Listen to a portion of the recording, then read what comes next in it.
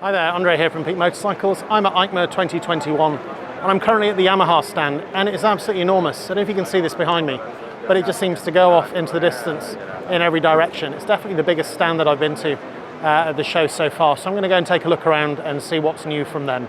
Here is the Tenere Rally, which I think is just Tenere 700, but just with a lot of the equipment already on it, like the chain guard, the bash guard, and so on and so forth. I mean, they look nice. I think it's really almost been a bike on its own, in a class of its own, and maybe the Aprilia 660 will help to give it a little bit of competition. I do think they're good. I know they don't have a lot of the electronics that the other bikes have, but honestly they don't need it. I rode one a couple of years ago and it was brilliant. Probably not a replacement for my GS, but if you're looking for a middleweight adventure bike, especially at this lighter end of the market, I think it's the best there is so far. We have the Yamaha's Tracer 9 GT. This is a bike that I rode at the ABR festival, and it was all right, but you know what? I still struggle with that dash. It still looks a bit like one of the Muppets to me. But anyway, who am I to say? Yamaha MT10 SP. It's like a normal MT10, but just extra special.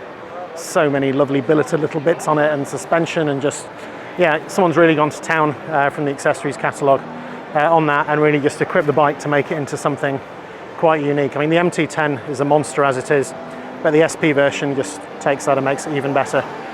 For me though, I'm still not entirely sure on the styling, and it's that front end. I mean, it's certainly mean, but to me it looks a little bit like a transformer. Hopefully I'm not being too harsh there. Any MT10 owners, by all means, set me straight on what it actually looks like. Thank you. And here we have the Yamaha XSR 700. So I think this is probably one of the closest competitors to the Triumph Trident I rode the other day. I think they're quite good. They use that tried and tested MT07 engine, just with a bit of a retro look about it.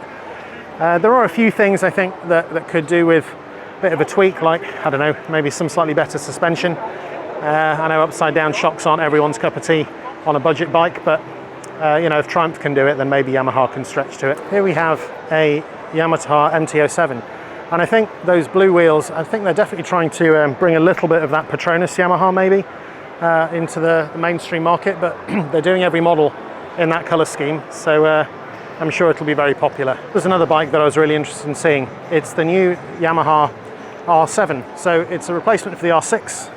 And yeah, this has got the R7 World GP 60th anniversary paint job on it, which looks kind of stunning, especially with those gold wheels.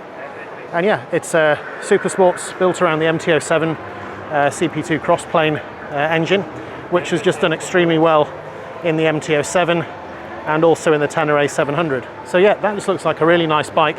I'm going to put the camera off for a moment and just go and have a sit on it, just to see what that's like. I have a feeling it might be a little small for me. The motor that's in here is a 689cc twin, which makes about 73 horsepower. So, you know, it's compared to all these 200 horsepower machines, it's not going to blow you away. But nevertheless, I just think it looks really nice. And I think for someone like me who isn't really into their sports bikes, that's definitely how you start the addiction. One thing you can always guarantee on the Yamaha stand is a big outboard, although this year's clearly a smaller event because they've only got a 300 horsepower V6 4.2 litre. Last year they've had a 450 horsepower V8 5.6, which was just, I mean, this thing must stand about 5 feet high. The one last year was, I think it was about 7 feet. So all I want to see is the boat that goes on. That really is quite incredible. And just before I leave the Yamaha stand, I couldn't not show you a little bit of the amazing carbon fibre R1M. It's 26,000 euros, I think. Really is a work of art. If R1s are your thing, I think this is almost the ultimate one for you to get. I have seen it at the MotoGP before, and they really are a stunning bike. Not one I think I'm going to have either the budget or the space or the skill for anytime soon. But yeah, they really are something else. So that's it. That's my look around the Yamaha stand here at EICMA 2021. A few nice things to see there, especially the R7. It was good to see that up close. I did wonder whether there was going to be the R9 here, but no news of that yet. And I forget who asked me about a WR250R. No news on that either. I'm kind of hoping that Yamaha bring out something like a Tenere based on the MT03 engine, much the same way as they did for the Tenere 700. Maybe as a competitor for my rally, or if they even put that engine into a trail bike, that would be pretty amazing. Anyway, I hope this has been interesting and useful. If it has, please like and subscribe, and you can check out my other EICMA videos if you want to. All right, thanks for watching.